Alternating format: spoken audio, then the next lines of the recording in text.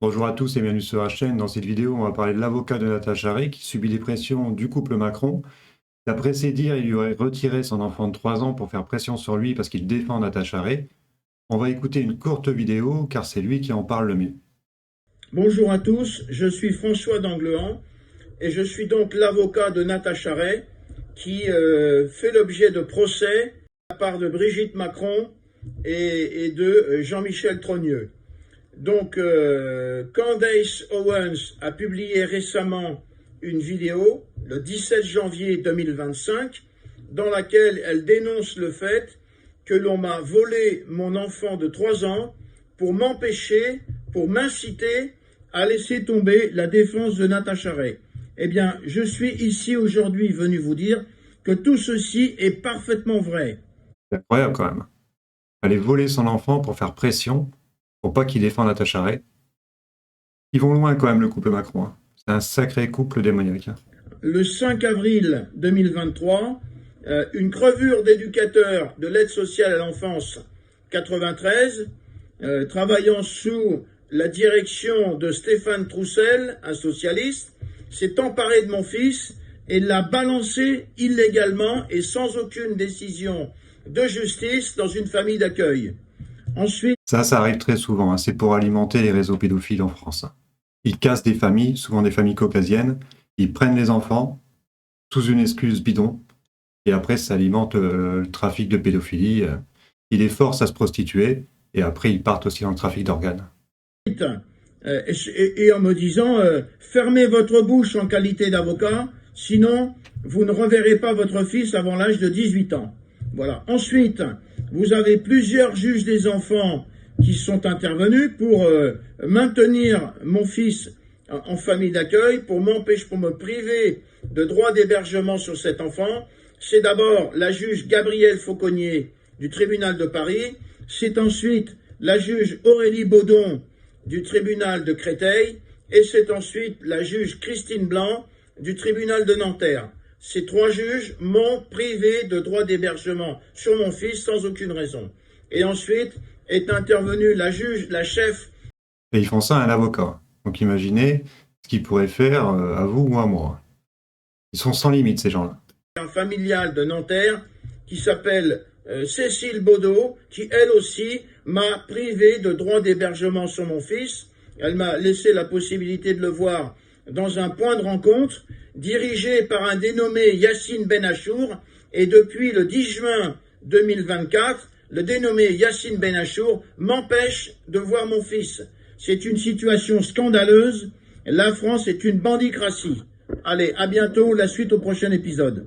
Alors on va attendre le prochain épisode, on va attendre des nouvelles de l'avocat de Natacha Ray, mais on n'a pas que ça aujourd'hui à parler dans cette vidéo. On va parler aussi de la pression que fait l'Algérie sur le couple Macron.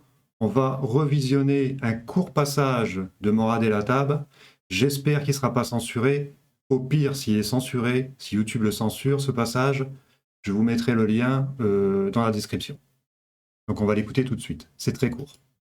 Brigitte Macron, lors de son déplacement en Algérie, en décembre 2017, où elle accompagne son mari, Emmanuel Macron, elle dit qu'elle avait fait ses études à Alger. Alors je vais vous donner un scoop que je tiens de source sûre. Lors du recensement préalable au service militaire d'Amiens, qui date de 63, on retrouve qu'en 1963, Jean-Michel Trogneux a vécu au 87 boulevard Camille Saint-Saëns à Alger, où il faisait ses études, qu'il avait 18 ans. Devenu depuis le 87 boulevard Mohamed V, qui correspond à l'emplacement d'un immeuble qui s'appelle l'Algérien. Soit deux membres de la famille Trogneux ont fait les études au même moment, au même endroit, Ça soit paraît étrange. c'est une seule et même personne. Bien sûr. Et vous irez m'expliquer comment en 1963, une fille ou un jeune homme de la bourgeoisie catholique de droite de province fait ses études en Algérie. Jean-Michel Trogneux a vécu en 1963 En Algérie. Et donc ça, c'est pour ça que l'Algérie arriveraient à faire pression parce qu'ils auraient un dossier, eux aussi.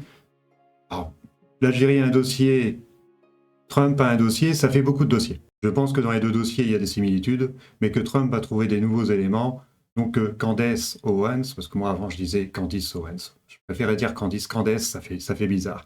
Mais bon, Candace Owens doit avoir des nouveaux éléments, c'est pour ça qu'elle veut publier le 30 janvier. J'espère qu'elle va le faire. Il faut que le dossier sur l'affaire Brigitte avance, et si ce dossier peut virer Emmanuel Macron du pouvoir, ça sera toujours ça de prix. Et pendant ce temps-là, que fait Brigitte Macron? Elle dépense l'argent des Français. L'argent qu'on n'a pas. Pendant que Brigitte Macron fait ses emplettes chez Louis Vuitton, la France affronte une nouvelle crise. C'est hallucinant. Alors qu'elle n'a pas de statut, le budget de Brigitte Macron est de 440 000 euros. 440 000 euros, pratiquement le salaire qu'aurait dû toucher Trump. Et vous allez voir, lui, il refuse son salaire parce qu'il est milliardaire. Eux, normalement, ils n'ont pas besoin de notre argent pour vivre, le couple Macron, mais elle ne se prive pas. Hein. C'est pour ça qu'elle veut rester au pouvoir, c'est pour ça qu'elle veut que Macron reste au pouvoir. Comme elle dit, elle est très bien à l'Élysée. Ah, la gamelle est très bonne. Comme je vous le disais, le président Trump refuse son salaire annuel de 400 000 $ pour les 4 prochaines années en tant que président des États-Unis. Bribri touche la même chose qu'elle ne refuse pas. Elle ne refuse pas. Tous les cadeaux et tout ça, elle ne refuse pas. C'est pas la même mentalité. C'est pas du tout la même mentalité. C'est deux mondes différents. On continue avec le nouveau gouvernement Bayrou qui va devoir faire passer le nouveau budget et ils cherchent de l'argent. Bien sûr, ils vont pas le prendre dans leur poche. Ils vont pas faire baisser leur salaire.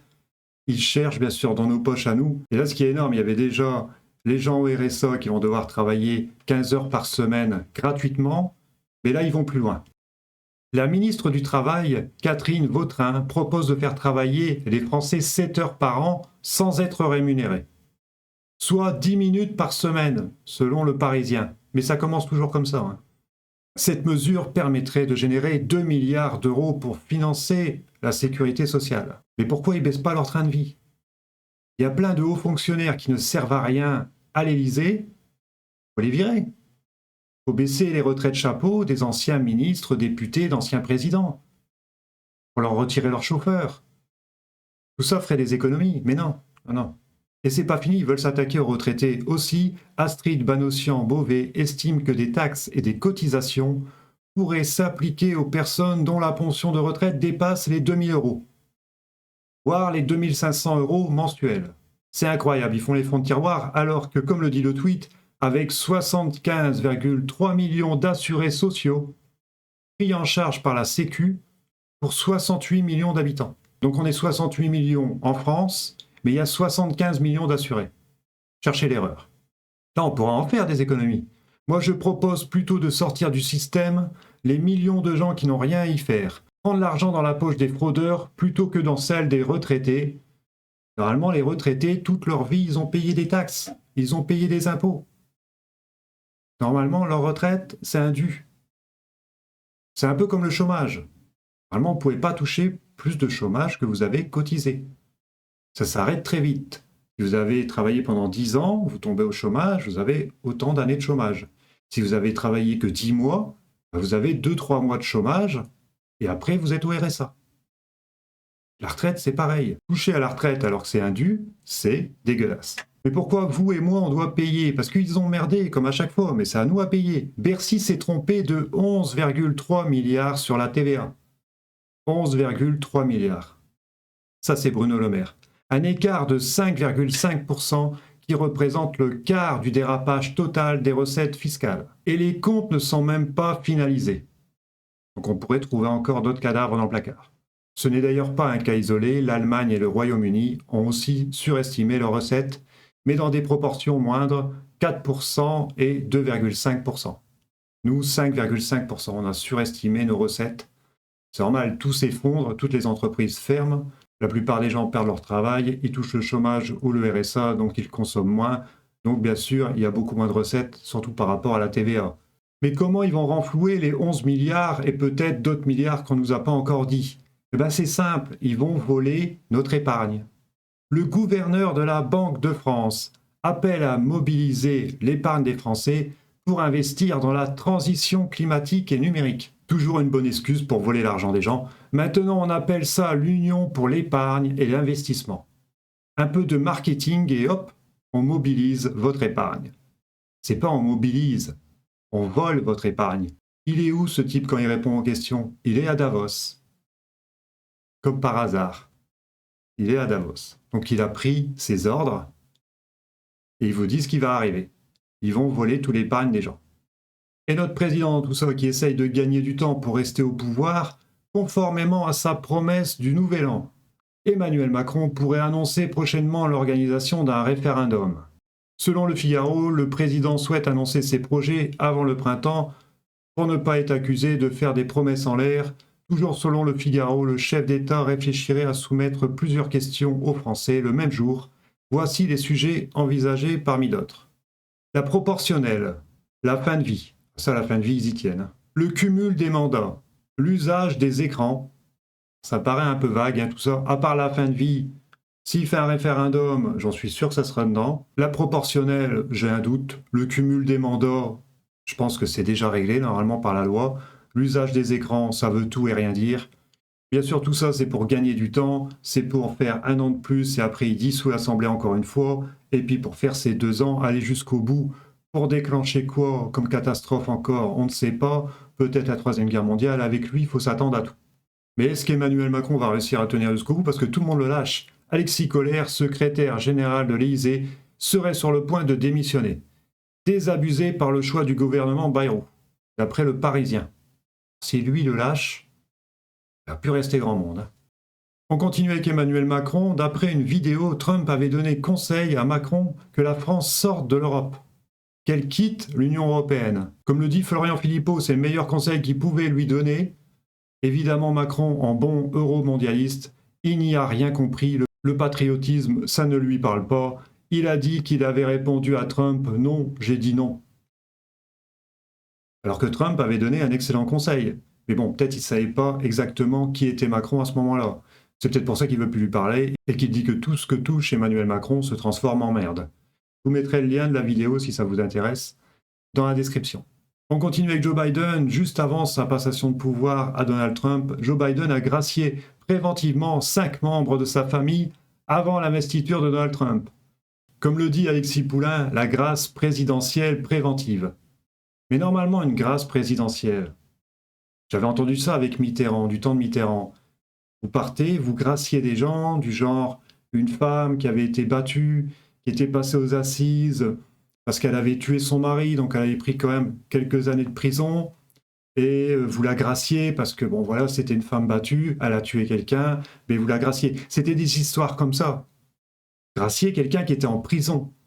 Là, il gracie toute sa famille, et aussi le mec de chez Pfizer, je crois que c'est Fauci qui s'appelle, il gracie ces gens-là, c'est préventif. C'est au cas où il serait accusé de quelque chose. Comme le dit Trump, j'ai été surpris que le président Biden ait gracié sa propre famille, car cela le fait paraître très coupable. Je suis entièrement d'accord avec lui. On va se quitter là-dessus, dites-moi ce que vous avez pensé de toutes ces news, likez, partagez, et on se retrouve dans une prochaine vidéo. Bye.